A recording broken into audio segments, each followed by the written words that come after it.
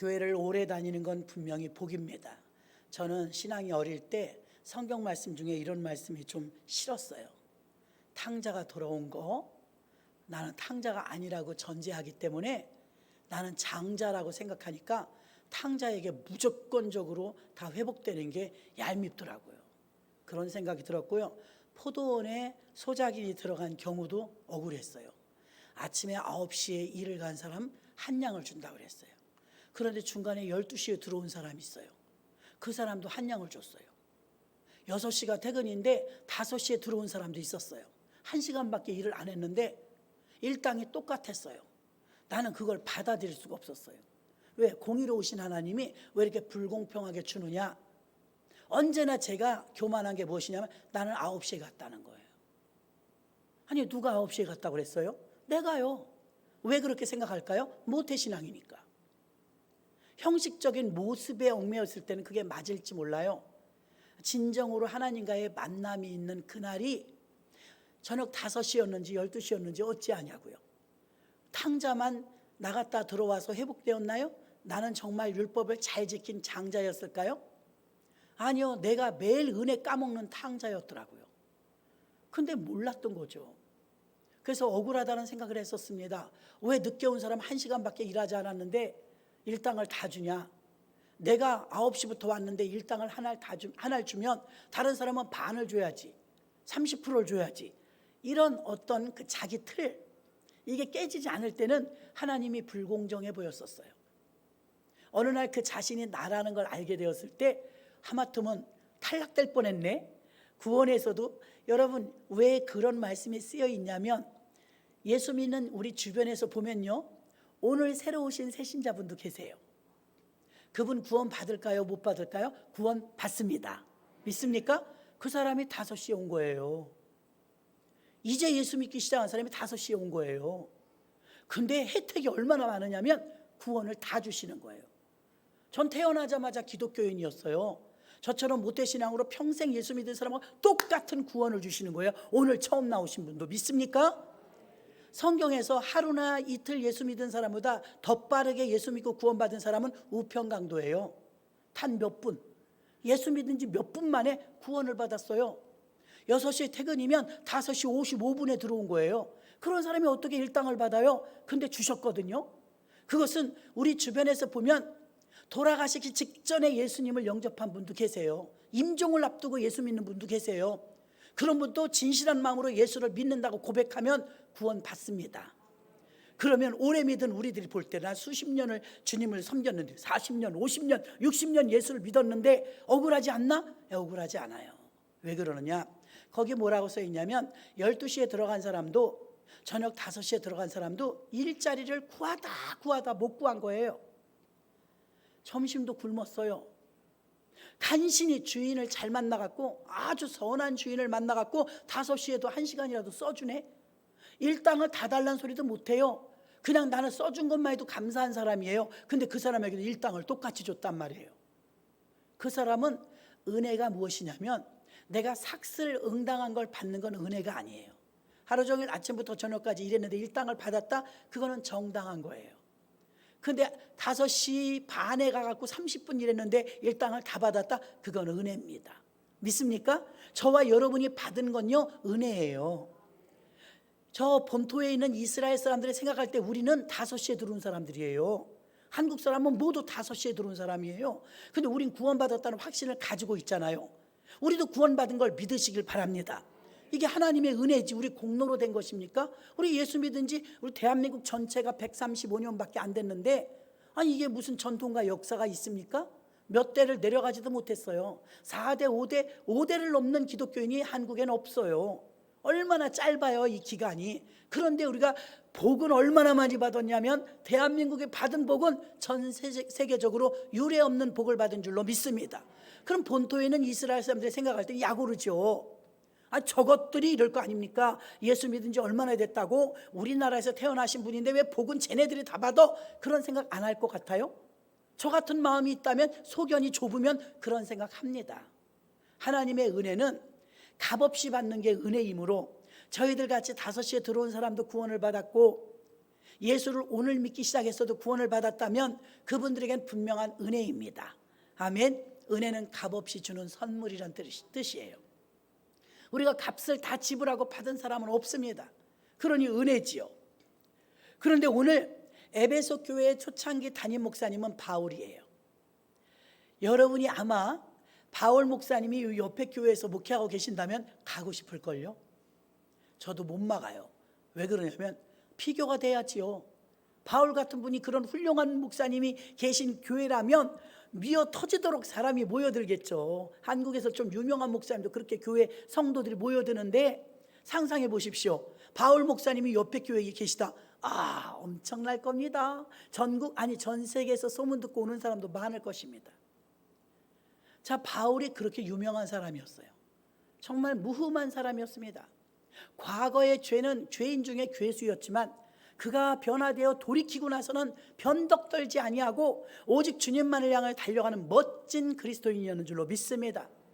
그가 목숨을 걸고 목회하는데 여러분 자기 사리사욕이 눈꼽만큼도 없어요. 사심 영도 없이 일도 없이 사심 없이 오직 목숨을 주를 위해서 목숨 드렸어요. 결혼도 포기했어요. 오직 주를 위해서 사는 사람이었어요. 그런 사도 바울이 얼마나 성심성의껏 목회했겠습니까? 단 3년 만에 교회가 부흥한 거예요. 3년 만에.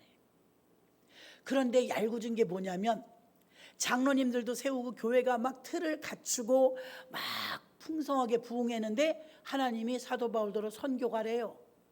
선교. 그 목회지를 놔두고. 에베소 교회 얼마나 대단한 교회인데요. 그러니까 사도 바울도 마음이 아프고 그 교회를 섬기는 대표자들 장로님들이 막 우는 거예요. 안 된다고.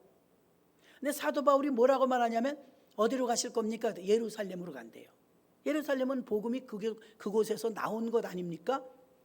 근데 예루살렘으로 간대요. 아니 바울 목사님 예루살렘에서 청빙을 받았습니까? 어째서 갑자기 예루살렘으로 가시려고 하십니까? 물으니까 아니요. 기도를 아무리 해도 예루살렘에서 환난과 핍박이 기다린대요. 어쩌면 목숨이 위험할지도 몰라요. 이렇게 말하네요. 여러분 그런 소리를 들었을 때 장로님들이 보내고 싶겠습니까?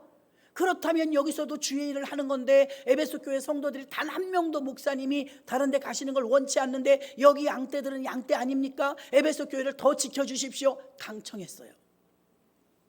유명한 말을 하죠. 나의 달려갈 길 다 갈 때 내 생명을 조금도 아깝게 여기지 않고 오직 주의 표대를 바로 바라보고 나는 달려가노라. 자기 안위를 생각하지 않는다는 거예요. 환란이 올 수도 있고 예루살렘에 가서 순교당할지도 모릅니다. 그래도 가야 합니다. 이렇게 말해요. 그럼 밀레도 항에서 이 사도행전 20장에 나옵니다. 밀레도 항구에서 장로님들이 이제 배웅하러 나왔어요. 그때 이렇게 눈물로 호소합니다. 장로님들, 내가 에베소 교회를 어떻게 목회했는지 보셨지요? 함께 신앙생활에서 아시지요? 얼마나 하나님이 아껴보시는 교회이며 제가 얼마나 목숨을 걸고 목회했는지 밤낮 눈물을 흘리며 기도했던 교회인 거 아시지요? 알지요?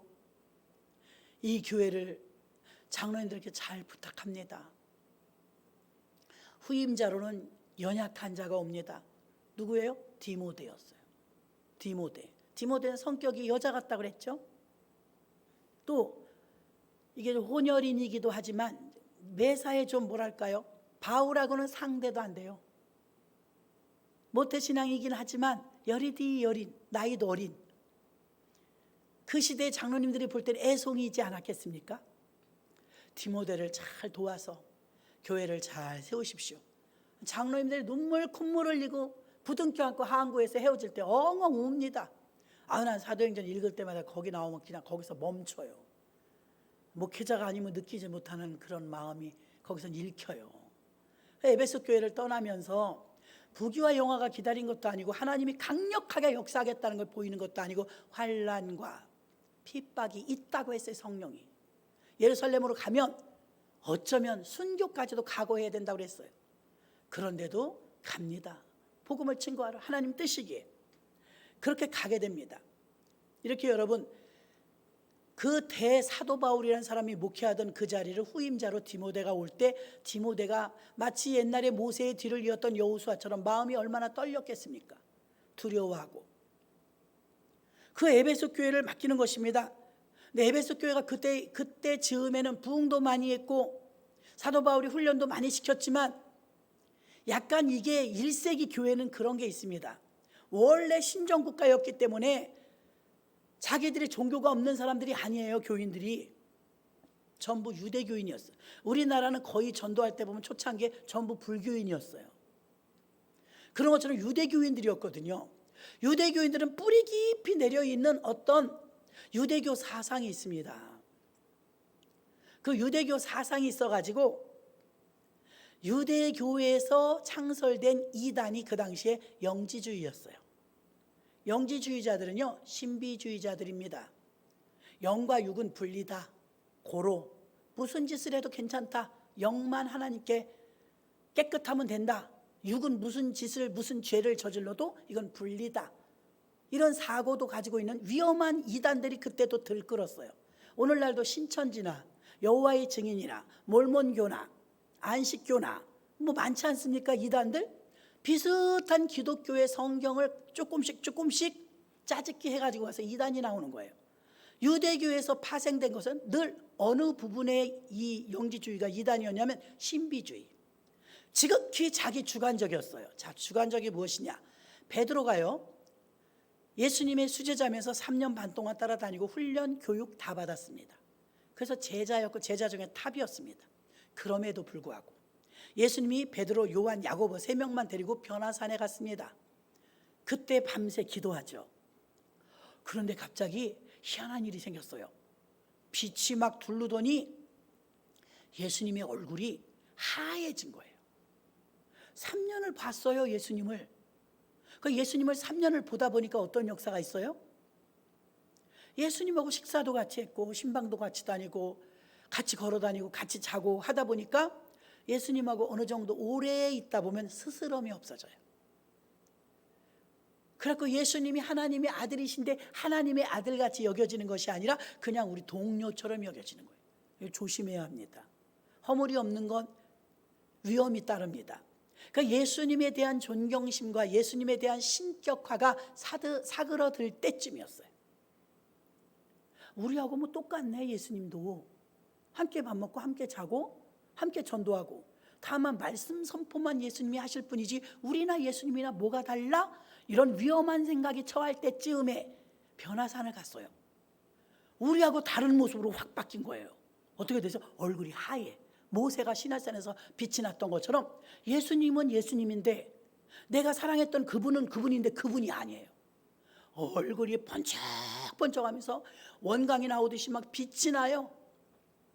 빛이 얼마나 부신지 저분이 예수님 맞나 할 때쯤에 거기에다가 눈을 비비고 졸다가 정신 차리고 보니까 구름이 쑥 내려오는데 구약이나 신약에서 구름이 현현할 때는 하나님의 현현의 상징이에요. 예수님이 다시 오실 때도 구름 타고 오십니다. 희한하게 구름은요 신성시대였어요. 자, 그래서 구름이 이렇게 내려와요. 근데 구름이 좀 가실랑 말랑 보일랑 말랑 할 때 보니까 거기에 예수님 혼자 계셨는데 3명이 있는 거예요. 눈을 씻고 봤더니 변화된 예수님, 얼굴이 하얘진 예수님과 오른편 왼편에 다른 사람이 있는데 가르쳐준 사람은 없는데 그냥 알겠어요. 한 분은 모세요, 한 분은 엘리야였습니다. 이 황홀경에 빠집니다. 극도의 카타르시스가 체험되어지는, 이야, 내가 어찌 이렇게 신비한 광경을 보는고? 구약의 대표적인 인물, 내가 율법을 만든 그 모세를 봤다. 죽음을 보지 않고 병거와 회리바람을 타고 들림받은 엘리야를 봤다.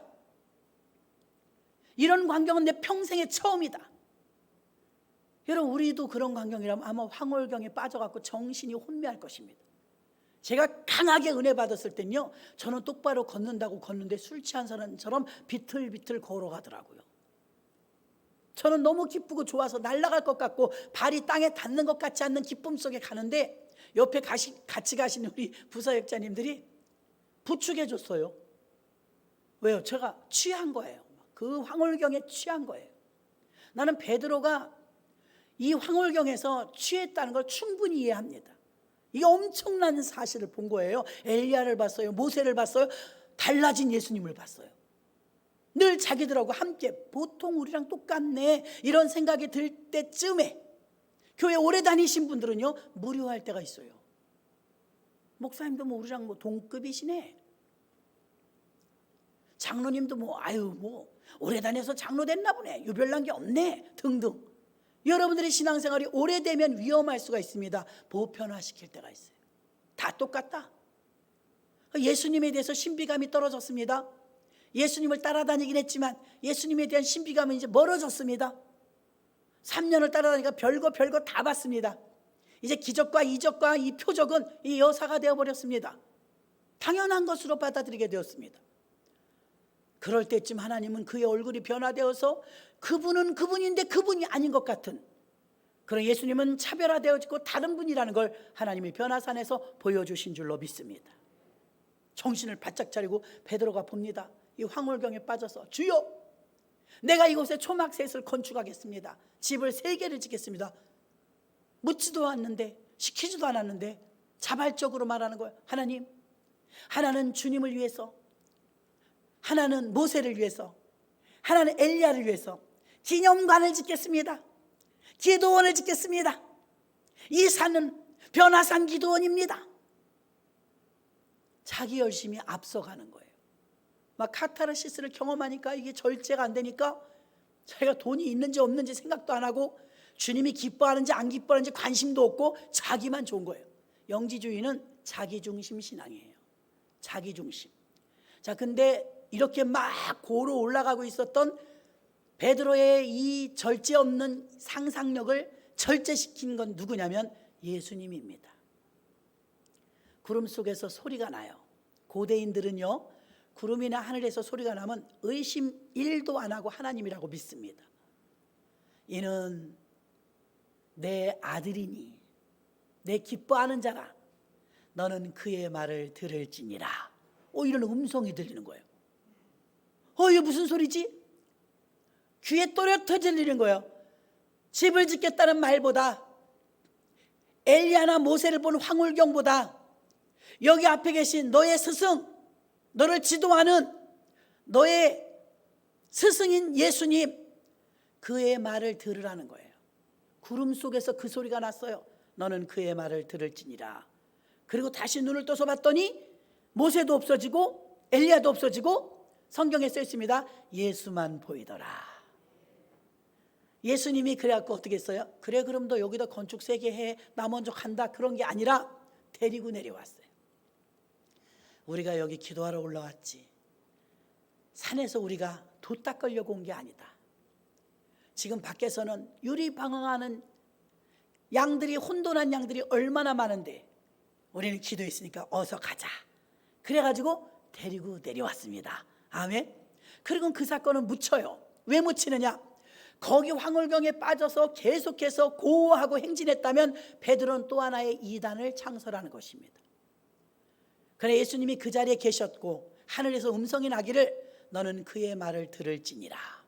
그리고 구름이 걷히고 엘리야도 다시 올라가고 모세도 다시 올라가고 환상으로 보여줬던 것이 다 사라지고 나니까 원래 올라갔던 3명만 남은 거예요. 원래 예수님 모습과 이 제자들 3명, 4명만 남은 거예요. 어라, 우리가 본 건 뭐였지? 우리가 체험한 건 무엇이었지? 여러분, 그들의 믿음의 여정에서 이 신비한 체험은 엄청난 영향력을 가져왔을 것입니다. 와, 나는 예수님의 얼굴이 그렇게 하얗게 변하는 걸 봤어. 나는 구름이 내렸다 올랐는데 모세와 엘리야가 내려온 걸 봤어. 제자는 12명이지만 이 목격한 자는 3명밖에 없지 않습니까? 야, 이거 나 혼자 봤다면 이건 다 거짓말이라고 할 거야. 제자들이 같이 받고 예수님이 계셔서 증인이 있으니 망정이지. 이런 신기한 것은 정말 내가 예수 믿으면서 너무 기쁘다, 너무 황홀하다. 그 신비스러운 모습은 하나님을 통해서 우리에게 일어날 수 있는 일이지만 신비주의는 지양해야 합니다. 하나님 기뻐하시지 않아요. 많은 사람들의 신앙이요, 내가 복음이 있어요. 여러분, 내가 복음이라고 아세요? 누가복음, 요한복음, 마태복음은 알지만 내가복음 모르신다고요? 내가복음은 내 맘대로 믿는 게 내가복음이에요. 영지주의자들은요, 내가복음이었어요. 신비주의 자기 직관과 자기 주관적이었습니다. 직관이라는 게 여러분 감정에 따라 움직입니다. 내가 응답 받았는데요, 내가 꿈을 꿨는데요, 내가 환상을 봤는데요. 위험합니다. 왜 위험하냐? 직관이니까요. 우린 점쟁이가 아니지 않습니까? 하나님의 말씀은 얼마든지 경륜을 통해서, 하나님의 경륜은 섭리입니다. 하나님의 섭리를 통해서, 역사를 통해서 이 직관자들과 신비주의자들이 위험한 것은요, 경험은 없어요. 하나님과의 교통도 없어요. 자기 주관적으로 생각나는 대로, 자기들이 생각하는 대로 그렇게 밀고 나가니까 이단이 되는 거예요. 그럼 우리가 여기서 무식하고 무지한 사람들만 그런 이단에 빠지지 않을까? 아니요. 신천지에 빠진 사람들 거의 다 대학생들, 공무원들, 젊은 사람들입니다. 고급 인력자들이에요. 여러분이 믿음 생활을 믿음으로 받아들여야 되는데, 교회를 좀 오래 다니다 보면 성경 말씀을 지식으로 받아들여요. 지식으로 받아들이면 위험한 게 있습니다. 지식은 언제나 목말라요. 제가 공부 한번 해봤는데요, 공부하니까요 모르는 게 점점 더 많던걸요. 공부 아무리 많이 해요 박사인데요, 그 박사님도 그 분야만 알아요. 다른 분야는 또 맹이에요. 다시 말하면 끝이 없다는 거예요. 배움에는 끝이 없어요. 그러니까 배우는 게 자꾸 욕구가 왜 생기냐면, 점점 더 왜 깊이 들어가냐면, 파면 팔수록 모르는 게 점점 더 많으니까 궁금하니까 또 들어가고 또 들어가는 거예요. 그래서 내게 지식이 쌓이죠. 지식이 많이 쌓이면 많이 쌓일수록 믿음이라는 게 허구처럼 느껴집니다. 무식한 사람들이나 따라가는 것처럼 생각됩니다. 우리 어머니가 나를 낳으셨다는 걸, 우리 부모님이 나를 길러주셨다는 걸 나는 어릴 때 보지 못했어요. 기억도 안 납니다. 한 6, 7살 이상이나 돼야 기억나지, 저는 기억나지도 않고 나를 어떻게 길렀는지 나는 본 적도 없어요. 근데 저는 조금도 의심하지 않아요. 우리 어머니 아버지가 기저귀도 갈아주셨고 젖도 물리시고 때로는 때리기도 하셨겠구나 생각하고 그냥 믿습니다. 조금도 의심하지 않아요. 왜 그렇습니까? 이건 내가 경험도 안 해봤고 내가 이것을 추리를 해본 적도 없고, 그러나 우리는 그냥 부모 자식 간에 무엇이 있으면 그냥 믿어요. 그럼 젊은 사람들이 생각할 때 논리적이지 않다, 얼마나 무식한 짓이냐 그냥 믿는 게. 그럼 유전자 검사를 합니까? 부모 자식 간에? 여러분, 부모님을 그냥 믿는데 아무 조건이 없어요. 근데 놀라운 건 그냥 믿어줘요. 믿습니까? 그 믿음은 선물이라 여러분이 하나님이 믿어져서 이 자리에 오신 줄로 믿습니다. 그 믿음을 주신 건 선물이에요. 조금도 의심하지 않아요. 자, 보십시오. 이 황홀경에 빠진 사람들은요, 하나님과 나와의 그 믿음의 관계가 아니에요. 믿음의 관계가 아니고 어떤 관계입니까? 직관적 관계예요. 자기 주관적 관계예요. 이단에 빠지는 사람들은요, 이 학식과 지식이 계속 궁금해요. 한 율법사가 예수님께 밤에 찾아왔죠. 내가 무엇을 더하여야 구원을 얻으리까? 더할 필요 없거든요. 네가 율법을 지켜라, 십계명을 지켜라. 이미 다 지키고 있습니다. 자기 완벽하다 이거예요. 근데 왜 찾아왔어요? 지식인들이 함정이 있습니다. 더 모르는 걸 더 알고 싶다는 거예요. 더 배우고 싶다는 거예요. 그래서 함정에 빠져요. 교회를 3년 5년 다니면 말씀이 갈급합니다. 더 많이 알고 싶어요. 교회에서 충분히 가르쳐 주지만 교회 공예배만 안 빠져도 여러분 말씀 배고프지 않습니다. 아멘. 배골치 않아요. 근데 공예배 다 빠지고 주일도 빠지고 하면서 말씀이 갈급해서 나는 기도원 가야 될 것 같아, 나는 안수기도 받으러 가야 될 것 같아, 나는 성경 공부 가야 될 것 같아. 아주 위험합니다. 조금 기다리면 다 알게 됩니다. 말씀을 늘 매주일마다 들으면서 아멘 아멘으로 받아들이면 여러분에게 믿음으로 쌓여질 줄 믿습니다. 텔레비전 광고를 보면서 치킨이 나오든 피자가 나오든 햄버거가 나오든 배고플 때는 얼마나 먹고 싶어요. 라면 선전도만 라면을 10개 먹고 싶어요. 그런데 꿀꺽꿀꺽 요즘은 텔레비전을 일찍 틀지 마세요. 저녁 6시 막 이럴 때 텔레비 틀면은 다 모든 방송이 먹는 것만 나와요. 그 다이어트에 도움이 안 됩니다. 먹는 게 얼마나 많은지 몰라요. 그 놀라운 것은요, 이쪽 방송 틀어봐도 저쪽 방송 틀어봐도 다 맛기행, 뭐 맛집 뭐 다 나옵니다. 그냥 어떤 사람은 이런 집 없다고 최고라고 막 선전들을 해줍니다. 1시간을 봐도 배가 안 불러. 1시간을 봐도. 회는 연안부두가 좋대. 이제 방송에서 보고. 건강은 어디에 좋대. 무슨 음식을 먹으면 어디에 좋대. 지식은 쌓였어요. 배에서 꼬르륵 꼬르륵 1시간을 봤어도. 그죠? 여러분, 교회 와도 똑같아요. 교회 와서 언제나 공부하는 분이 있어. 공부. 오늘은 신비한 걸 들었어. 오늘 새로운 뉴스를 들었어. 오늘 목사님 통해서 내가 지식을 습득했어. 오늘 성경 말씀 어느 부분을 배웠네. 여러분, 그 공부한 걸로 그치면 여러분은 배부르지 않아요. 라면, 컵라면 하나를 먹어도 내가 그걸 먹어야 배부르지. 먹지 않으면 1시간 동안 맛기행 TV를 봐도요, 배가 안 부릅니다. 지식만 쌓입니다. 여러분이 여태까지 먹어온 밥이 얼마나 많겠어요? 그 밥에 영양분이 뭐뭐 들어있는지 알고 드셨어요? 난 아직도 몰라요.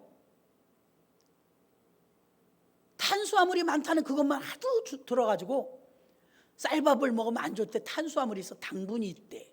살찐대. 우리 교회도요, 탄수화물이라고 밥 안 먹는, 밥보기를 원수같이 보는 분 많아요. 탄수화물이 살찌게 한다잖아요. 그러니까 탄수화물이 있는 무기질이 얼마나, 칼슘이 얼마나, 이런 거 몰라요 저는. 여러분은 다 아십니까? 중요한 건 우리가 모르는데도 여태 먹었다는 거예요. 그리고 그걸 먹고 건강했다는 거예요. 아멘? 성경에 대해서 여러분이 궁금할 때 있을 거예요. 그럼 교회를 통해서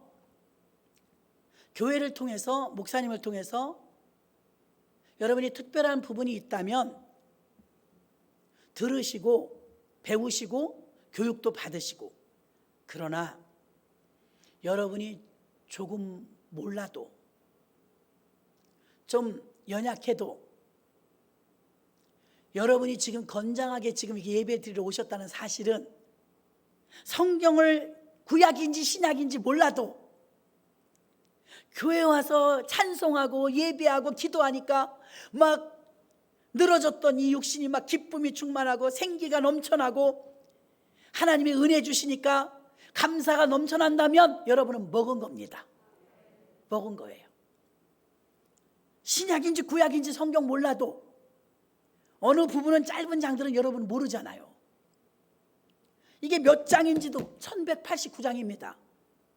몰라도 돼요 여러분. 1189장. 아는 사람 몇 명이나 되겠어요. 그래도 여러분이 예수 믿고 구원받았으니 천국 갑니다. 다 몰라도. 왜 목마름에, 지식의 목마름 때문에 대부분 이단에 빠지는 사람들 성경 공부 교회 밖에서 한다, 이거 위험한데요. 성경 공부를 교회 밖에서 할 때 자신들의 목마름 때문에 개별적으로 찾아갑니다. 교회에 속입니다. 몰래 다닙니다. 내가 말씀이 갈급해서 말씀 배우겠다는데 뭐 위험합니다. 지식은 더 많이 배우는데 놀라운 사실은 영적으로 고장난 건 고치기도 힘들어요. 한번 이 물이 잘못 들어가잖아요. 사변적으로 흐릅니다. 사변적인 게 무엇입니까? 실제적이어야 하는데 사변적입니다. 사변적인 이 신앙을 가지면 영지주의자들은 다 사변적이었습니다. 사변적이라는 것은 이론만 있어요. 이론. 경험이 없어요. 생각으로만 믿어요. 그리고 철저히 자기 주관적인 신앙입니다.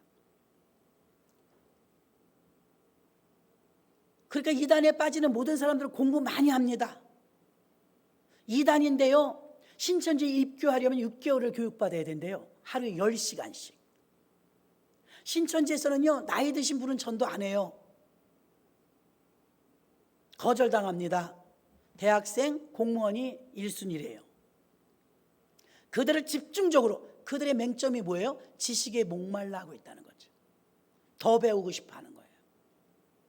그래서 고학력자들이 많이 가는 거예요. 여러분, 이건 영적인 문제지 지식의 문제가 아닙니다. 하나님은 영이시니 우리도 하나님의 영을 믿습니다. 우리도 영물이에요. 하나님이 루하으, 우리 안에 생명의 영을 넣어주셨기 때문에 우리 안에도 영이 있어요. 누구의 영? 하나님의 영. 하나님의 영을 나눠준 줄로 믿습니다. 그 하나님의 영이 우리 안에 들어왔는데 그 영은 공부한다고 채워지는 게 아니에요. 공부는 지식을 채우기 때문에 혼을 채웁니다. 혼, 이성입니다. 그리고 이 육은 밥을 먹어야 돼요. 음식을 아무리 많이 먹어도 똑똑해지진 않아요. 배만 부릅니다. 몸은 건강하죠. 좋은 거 먹으면. 성경 말씀을 듣고 기도하고 찬양하면 오히려 기도 한참 하고는 배고파요. 배불러지지 않아요. 많이 들었는데, 말씀을 많이 듣고 기도도 많이 했는데 왜 배고프지? 육은 음식을 채워야 배부르고요. 그러나 2시간 기도하고 3시간 기도하고 교회 문을 나서 보십시오. 기쁨이 충만한 줄로 믿습니다. 영이 채워졌기 때문이에요. 영이 배부르기 때문이에요. 그래서 사람은 영, 혼, 육을 다 채워줘야 되는데 육을 포기하고 우리가 큰 기도 제목이 있을 때는 금식이란 걸 합니다. 성경은 뭐라고 말해요? 나의 기뻐하는 금식은 흉악의 결박을 끌어주며 압제당하는 자를 자유케 하며, 이사야에 말씀하셨기 때문에 여러분의 자녀가 밥을 안 먹고 단식한다고 생각해 보세요. 안타깝지 않겠습니까? 최후의 방법으로 우리는 할 수 있는 게 없으니까 기도 제목이 너무 간절하면 금식도 해요. 배를 굶어가며 육을 채우지 않아요. 그리고 오직 영을 채우기 위해서 말씀 보고 기도에 전념합니다. 그럼 하나님 아버지께서 불쌍히 보시고 에스더에게 응답을 주셨던 것처럼, 한나에게도 응답을 주셨던 것처럼, 모세에게도 십계명을 주셨던 것처럼 만나 주실 줄로 믿습니다. 채워져야 돼. 영이 채워져야 돼. 근데 육적인 사람인지 혼적인 사람인지 영적인 사람인지 분간도 잘 못해요. 여러분은 영적인 사람입니까? 혼적인 사람입니까? 육적인 사람입니까? 확연하게 드러납니다. 오늘 제목은 선과 덕을 회복하라. 저는 오랜 세월 보면서 이런 생각을 합니다. 하나님은요, 우리들의 기도 제목은 언제나 기적이 일어나고 쇼킹한 일이 일어나고 확 뒤집어지도록 우리 환경을 바꿔줘 버리고 이렇게 역사하길 여러분은 원해요. 나는 근데 하나님이 그렇게 일하시지 않는다는 걸 알아요. 하나님은 선한 능력으로 일하십니다. 만약에 여러분이 지금 내일 아침에 나는 세상 없어도 해가 서쪽에서 떠야 돼, 지는 거는 서쪽이지만 내게 있어서는 내일 해가 서쪽에서 떠야 하나님이 드러나고 내가 이 어려움을 모면해요. 그럼 밤새 기도합니다. 서쪽에서 해가 뜨게 해달라고. 그래서 하나님의 기적으로 서쪽에서 해가 떴다고 칩시다. 자기 혼자 사는 세상이 아니기 때문에 많은 전 세계 지구인들에게는 괴괴한 일이 일어난 겁니다. 괴괴한 일. 왜 우리에게 일반 계시를 주시면서 이 특별 계시를 간혹 주시느냐? 일반적인 자연 계시를 하나님은 무시하지 않아요. 봄이 지나면 여름이 오고, 여름이 오면 가을이 오고, 가을이 지나면 겨울이 오는 게 섭리입니다. 이왕이면 하나님의 섭리대로 따라 살려고 여러분이 길들여지셔야 돼요. 하나님을 바꿔치기 하려고 기적이 일어나야 됩니다. 능력이 일어나야 됩니다. 그러면 하나님은 여러분에게 기적을 보여주시느라고 너무 기가 막힌 상황에서 여호수아가 기도했을 때 아얄론 골짜기에 해가 섰어요. 40분 동안 해가 섰어요. 지금까지도 나사 항공우주국에서 슈퍼컴퓨터가 서버려요. 왜요? 그 40분 때문에. 후유증이 있단 말입니다. 여러분에게 기적과 이적 얼마든지 일으킬 수 있어요. 그러나 하나님이 자연 섭리를 극히 위배시키지 않는 선에서 여러분을 이끄시는 걸 알아야 돼요. 그게 진정한 사랑입니다. 왜냐하면 자연계와 사람들이 살아가는 이 모든 세상의 이 톱니바퀴 속에 우리의 기적 하나 때문에, 우리 특별한 하나님의 나 하나만을 위한 응답 때문에 하나님은 질서를 어지럽히는 걸 좋지 않아 하세요. 질서가 어그러집니다.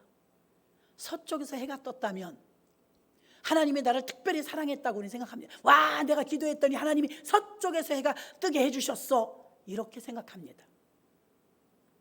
그러나 많은 사람들은 자연이 미쳤나 봐, 해가 서쪽에서 떴어, 이렇게 돼버립니다. 하나님은 얼마든지 그럼에도 불구하고 돌 항아리 6개에 물이 차여 있었는데 포도주가 되도록 기적을 베푸셨습니다. 근데 그 기적을 한정된 사람에게 보여주셨어요. 암 환자가 기도했습니다. 병원에서 이건 죽는다고 했습니다. 근데 하나님께 매달리고 기도했습니다. 하나님의 놀라운 역사로 치유된 사람이 수도 없이 많습니다. 이 사실을 아는 사람은 극히 극소수에 불과합니다. 왜 하나님은 다 만방에 알려서 수많은 사람이 알게 하지 않을까요? 하나님의 자연이 흐르는 이 모든 이 세상사를 주관하시기 때문에. 그럼 누가 암을 무서워하겠어요? 누가 암 걸렸다고 회개하겠어요? 뭐 하나님이 기적을 베푸실 텐데.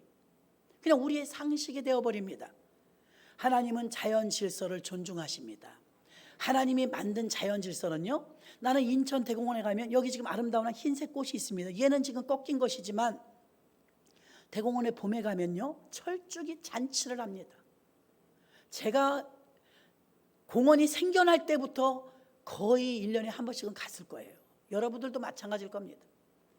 희한하게 가보면요, 작년에 흰 철쭉이 있는 자리는 또 흰 철쭉이, 작년에 빨간색은 올해도 빨간색이, 재작년에 빨간색은 지금도 빨간색이, 하얀 건 계속 하얀 게 바뀌지가 않아요. 난 자연처럼 하나님께 순종 잘하는, 정말 자연은 하나님께 순종 잘해요. 벚꽃이 봄에 어김없이 핍니다. 그런데 사람은 순종하지 않아요. 언제나 변수가 있어요. 어디로 튈지 몰라요.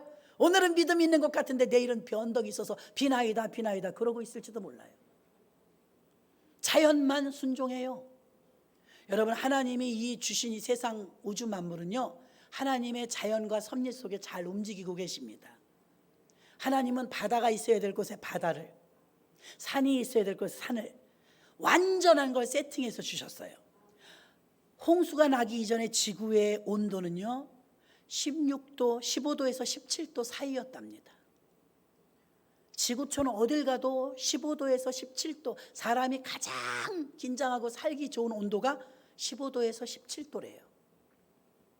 그래서 공룡이 살 수 있었고 파충류가 살 수 있었고 사람도 800년, 900년을 살 수가 있었어요. 자외선이 차단되어 있었습니다. 완전한 걸 주셨죠.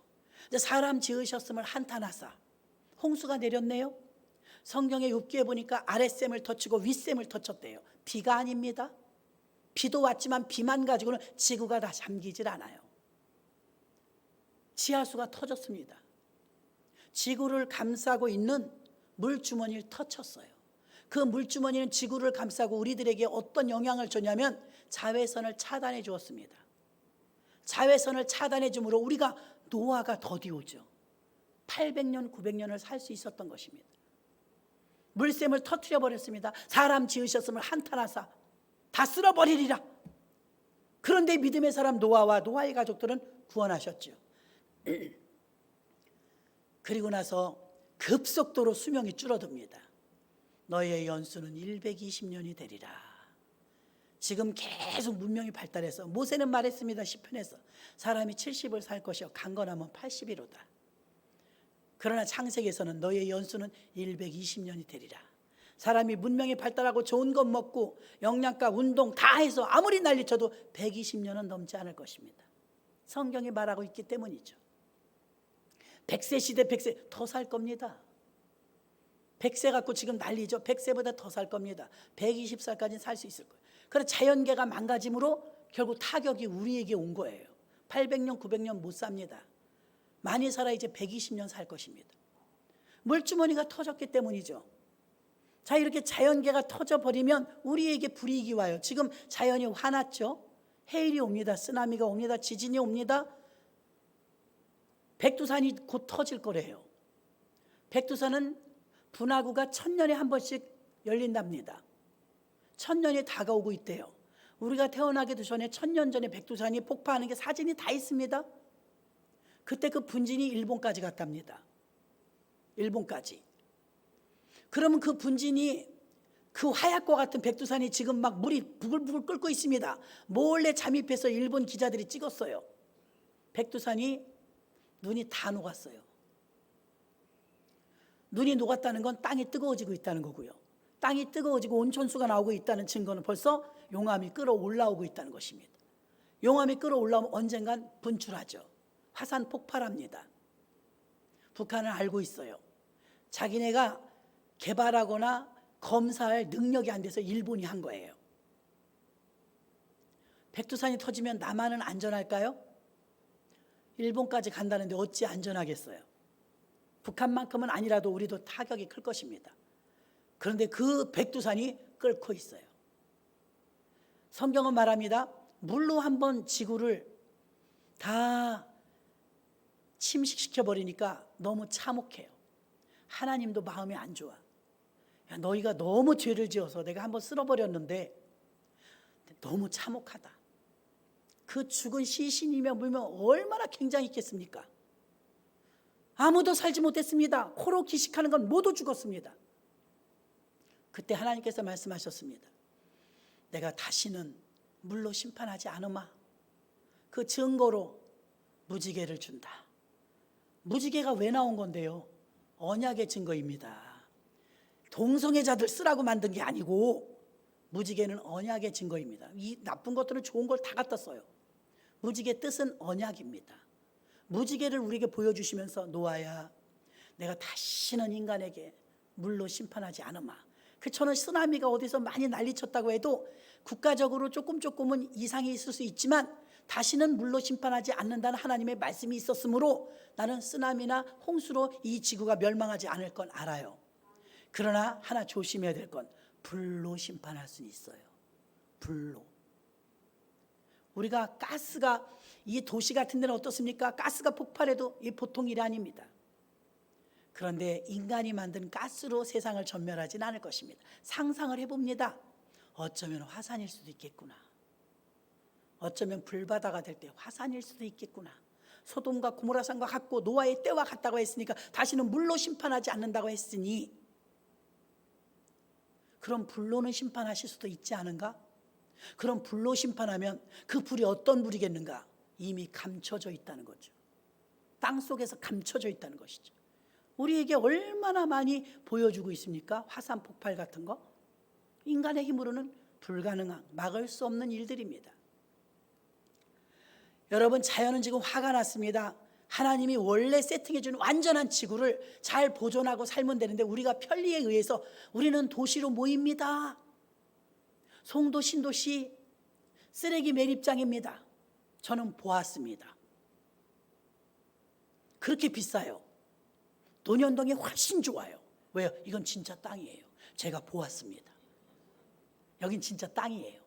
송도는 다 쓰레기입니다.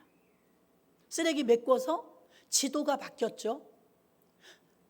바다를 우리 편리에 의해서 넓힙니다. 막습니다. 바다 막죠. 바다 넓히죠. 간척 사업이라고 그래서 산 없애버립니다. 아파트 지어야죠. 전기 지나가야죠. 지하철 지나가야죠. 우리 편리에 의해서 마구잡이로 막 훼손합니다. 지구가 몸살을 알아서 지구온난화, 지구공해, 더 나아가서는 허리케인, 쓰나미, 지진, 이 모든 일들은 우리가 자초한 일이에요. 다 쑤셔놓고 다 파놓고 다 막 섞어서 우리 편한 대로 바꿔놓고 원래 하나님이 자전적으로 움직이도록 똑바로 만들어 놓으셨는데 우리가 막 훼손했습니다. 그래서 지구가 이제 공격을 하고 있죠. 자연이 너무 좋은 거였는데 자연이 이제 무서워졌어요. 요즘에 우박이 와도요, 골프공만한 우박이 내려갖고 맞으면 얼마나 아픈지. 요즘 세상이, 나는 그런 거 여러분 보셨으면 그렇게 큰 우박 봤어요? 요즘은 영상이 있어갖고 다 봅니다. 전 세계적으로 지금 기이한 이상 고온 현상으로 인해서 우박이 내렸는데요, 여러 나라에서 내렸습니다. 여러분, 세상에 골프공만한 우박이 내렸으니 농작물이 살아남겠어요? 자꾸 인간이 하나님을 대적하고 거역하고 거슬러 올라가면 우리가 당하는 건, 이렇게 전염병은 이건 시작에 불과합니다. 성경 역사를 보면 인간들이 교만하고 대들을 때마다 재앙과 전염병과 화산 폭발 등등, 폼페이 같은 도시는 도시가 다 날아가 버렸습니다. 동성애가 가득한 도시 날려버리셨습니다. 소돔성도 마찬가지입니다. 옹기점처럼 올라갔더라. 성경이 말합니다. 옹기점처럼 화산이 폭발한 거죠. 폭삭 주저앉았습니다. 다 죽고 롯의 가족만 살았습니다. 4명 살아나왔어요. 그중에 한 사람은 뒤돌아봐서 소금 기둥대고 3사람 살아나왔습니다. 그 큰 도시에, 그 엄청난 부유한 도시에 3명 살아나왔습니다. 이러한 모든 모습들은 우리에게 교훈으로 성경에 주셨기 때문에 있을 수 있는 일임을 아시고 우리가 깨어서 기도하라는 징조인 줄로 믿습니다. 말씀이 좀 옆으로 흘렀는데요, 우리가 성도로서 덕과 선을 회복하려면 나를 드러내려고 하지 말고 하나님을 드러내야 될 줄로 믿습니다. 하나님을 드러내는 것이 바로 덕이고, 저는 계속 지켜봐도 여러분에게 기적이 일어나는 걸 너무 많이 원하지만 사실은 하나님은 물떠온 하인만 알도록 기적을 한정되게 보여주셨고, 예수님이 무리를 걸었지만 이 인류 역사상 단 한 명, 베드로밖에 무리를 걸은 사람이 없었고 자주 일으키지 않으셨다는 걸 아시기를 바랍니다. 그것은 자연 섭리와 자연 계시를 하나님이 정말 하나님의 섭리대로 일반 계시가 잘 흐르게 하기 위해서, 질서가 깨지는 걸 원치 않기 때문에 하나님은 우리가 선한 능력으로 이기길 원하십니다.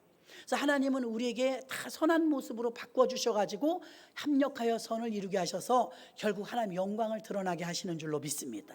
하나님의 성향을 아셔야 돼요. 하나님이 어떤 방향으로 일해 나가시는지. 하나님은 무섭습니다. 두렵습니다. 구약에 보면 하나님은 참으로 두렵고 크신 분이십니다. 여러분이 깔짝깔짝 그냥 약 올리면서 하나님하고 흥정하고 그런 대상이 아니십니다. 하나님의 위대하심과 광대하심을 알고 그분이 나의 아버지라고 생각할 때 만극할 일입니다. 하나님의 은혜가 여러분에게 충만하고 선한 능력으로 덕과 행함을 보여서, 여러분들이 야고보서의 말씀처럼 행함이 없는 믿음은 죽은 믿음이라고 했으므로 살아있는 믿음, 사변적인 믿음이 아니라 실제적인 믿음, 여러분의 삶을 통해서 나타낼 수 있는 믿음의 소유자들이 되시기를 주의 이름으로 축원합니다. 하나님, 우리는 감정적인 믿음이 되지 않기를 원합니다. 신비주의나 신미